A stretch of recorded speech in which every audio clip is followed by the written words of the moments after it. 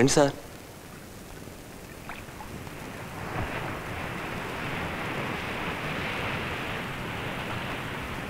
అదిగో చూడండి.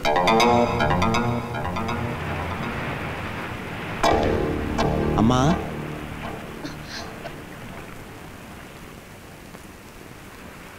నిద్రొస్తే ఇంటికి వచ్చి పడుకోమన్నారమ్మా నాన్నగారు.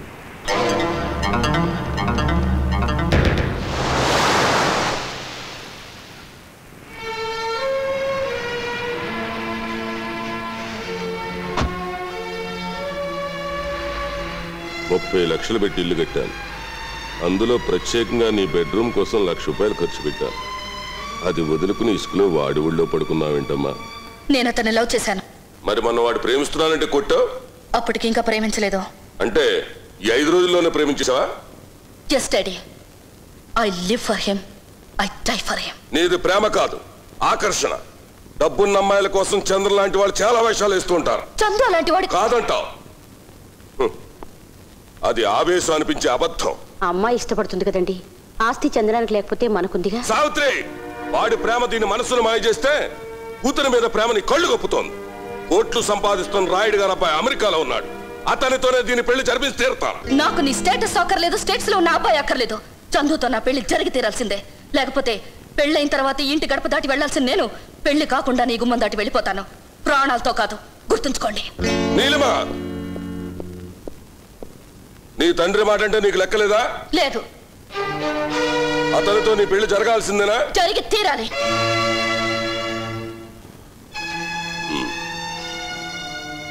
సరే, ముహూర్తం బెట్టింగ్ చేస్తాను.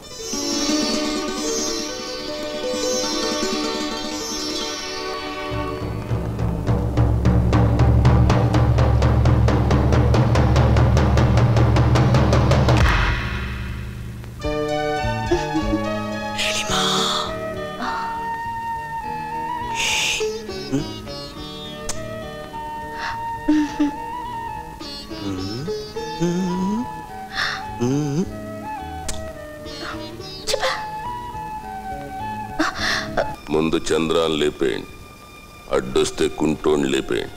తెల్లారి లోపు జరిగిపోవాలి. అలాగే సార్.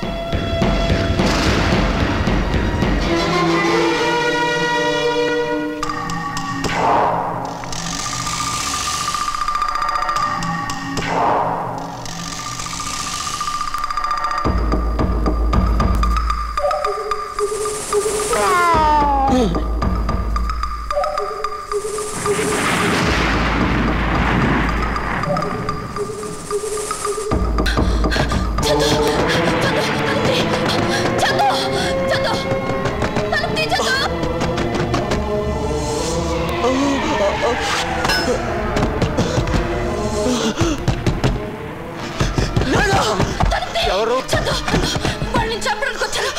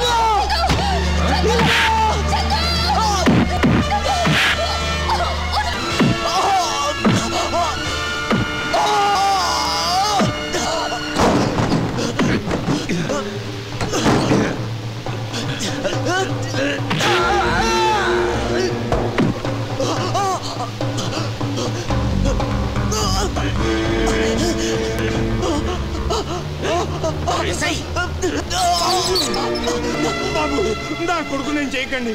కావాలంటే వాడిని తీసుకొని ఊరు విడిచి వెళ్ళిపోతాను. వాడిని చేయొద్దు బాబు. బాబు,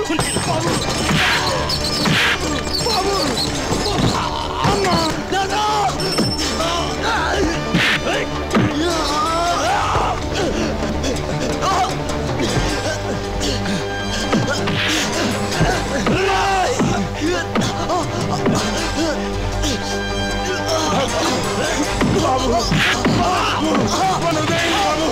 బాబు, మీకు దండం పెడతాను. బాబు,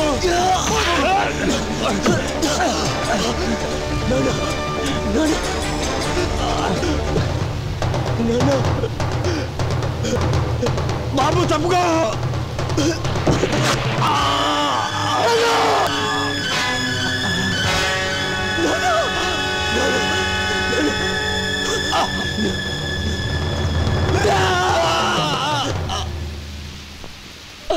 నా తండ్రిని చంపిన వాడిని చంపాలనే ఆవేశంతో ఆ పలుగు లాగాను. అదే నేను చేసిన తప్పు. పోలీసులు వచ్చేసరికి నా చేతిలో పలుగుంది. మా నాన్న నేనే చంపానని దొంగ సాక్ష్యాధారాలతో బాపినేడు పోలీసుని కోర్టుని నమ్మించాడు.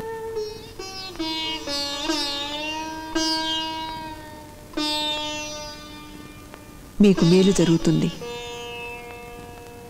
అవును, నీకు నీలిమకు పెళ్ళి నేను జరిపిస్తాను.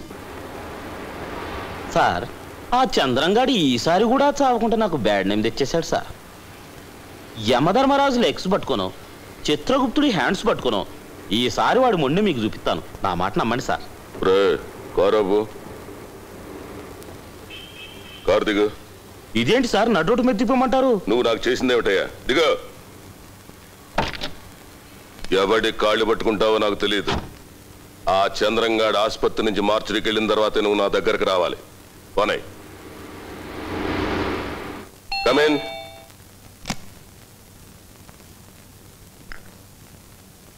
నమస్కారం. మీరు? నా పేరు ప్రభావతి, మోస్టల్ స్కూల్ సూపరింటెండెంట్ని. ఓ, డొనేషన్ కోసం వచ్చారా? ఎస్, మీ అమ్మాయి హృదయాన్ని డొనేట్ చేయమని అడగటానికి వచ్చాను. నా కోసం కాదు, మా స్కూల్లో ఉన్న చంద్రం కోసం. నేను అపాత్ర దానం చెయ్యను. కానీ మీ కూతురు తన మనసుని అతనికి ఎప్పుడో దానం ఇచ్చేసింది. వాడు హంతకుడు అని తెలియక? అతను హంతకుడు కాదు. అవునని కోర్టు తీర్పు చెప్పింది. అతను హంతకుడు ఎలా అయ్యాడో మీకు తెలుసు. అతని మీద హత్యా ప్రయత్నం ఎందుకు జరిగిందో నాకు తెలుసు. నిజంగా మీ కూతురి మీద మీకు ప్రేమ ఉంటే వెంటనే వాళ్ళిద్దరి పెళ్లి జరిపించండి. ఖైదీతో నా కూతురికి పెళ్ళ? అతను ప్రేమ ఖైదీయే కానీ నేరం చేసిన ఖైదీ కాదు. చూడండి అమ్మా, చాలా మంది ఉద్యోగులు జీతాలు చాలక సైడ్ బిజినెస్లు చేస్తారట. మీరు కూడా ఇలా బ్రోకర్ పనులు చేసి ఏమైనా? మిస్టర్ బాపినేడు, నాది మీకంటే పెద్ద గొంతు, కౌనంతా వినిపించేలా అరవగలరు. ఇలాంటి చచ్చు సలహాలు ఇవ్వటం మానేసి బుద్ధిగా ఉద్యోగం చేసుకోండి, లేకపోతే ఊడుతుంది ఉద్యోగం. ఇదే మీ నిర్ణయం అయితే చిక్కుల్లో పడతారు.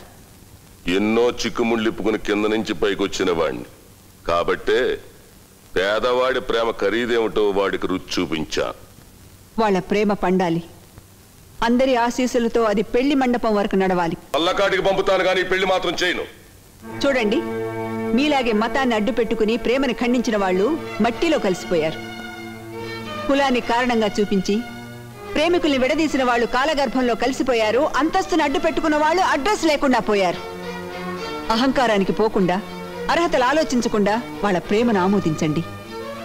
మీ కూతురు మరో లైలా కాకుండా చూసుకోండి. ఇంతవరకు మీరు చెప్పిన లెక్చర్ వెంటనే నేను చేసిన మొదటి తప్పు. ఇప్పుడు బయట గెంటించకపోతే రెండో తప్పు చేసిన వాడిని అవుతాను. మర్యాదగా వెళ్ళిపోండి. Get out!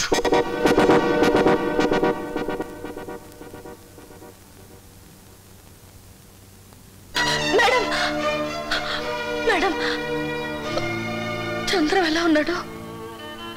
గ్రహణం పట్టిన చంద్రుడిలా. నాకు అతను చూడాలనుంది, ఒక్కసారి చూపించరు?